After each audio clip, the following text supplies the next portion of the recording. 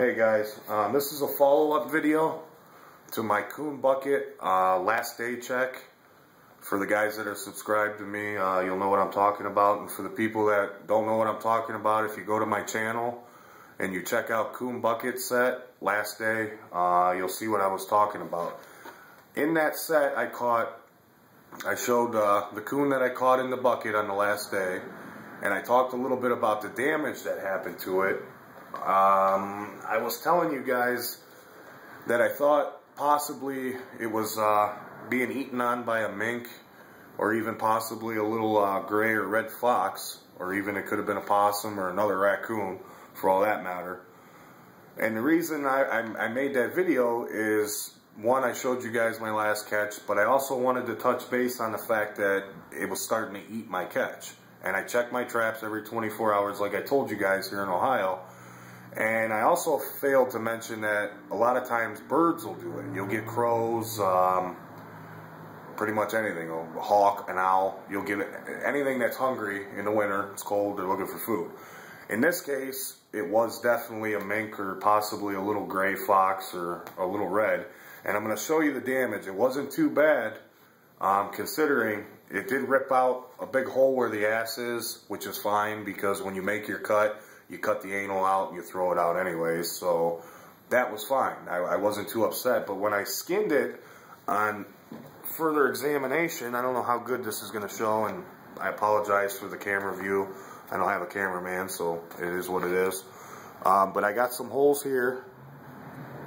You can see like that right there, and this is on the belly, so the belly doesn't really matter, but what's going to hurt me is back here. And all these little dots are teeth marks.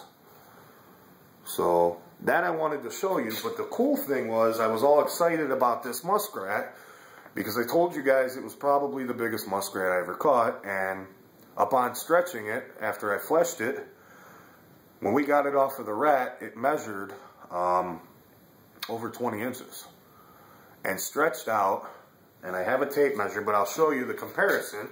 I had to put this thing on a small coon board. This is a muskrat. And this is my coon. And in comparison, I don't know how good you guys can see, I'll put them nose to nose. We're nose to nose. As you can see, nose to nose, flush. Look at the size of this thing. I mean, that's what I got left on my coon. This is the rat. And then, whoop, all the way down. Now, to amuse you guys, just so you know I'm not full of crap, I'm going to show you on this measuring tape.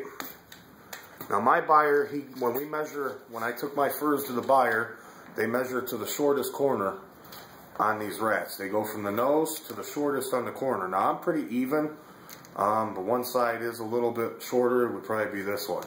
So they're going to measure this rat like so. The nose, and we're at just about 19 inches, 18 and a half to be exact. Now if I measure this rat to the tip of the tail, this rat measures from the tip of the nose, so you see there's no tricks, 20 inches. I don't know how that looks in there. Try to move around. Alright, if I bump the camera it's going to fall.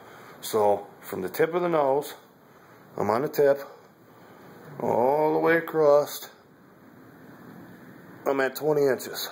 20 and a half to be exact. So, last season coon, all done up, ready to go to the buyer. I'm not going to make good money on that. Unfortunately, the teeth marks are going to downgrade it, plus it was just under an extra large, and extra larges were only given 10 bucks, so I'm looking at probably $5, $8 at the most, which is fine. I mean, you know, fur's a fur, but this is the granddaddy, and this is definitely the biggest I've caught this year, biggest I've ever caught. Most of our rats, and these are Northeast Ohio rats, and this one's definitely a 4X. I mean, you can see it. Proof's in the pudding with this thing. And most of my rats average probably 2X.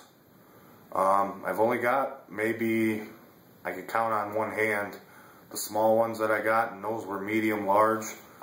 And this one's really good, so maybe I'll give you guys an update on what it gave me. I'm hoping I should be a $12 rat. My extra large and my double extras were 10 bucks at my buyer, so this should definitely bring me a good chunk of change.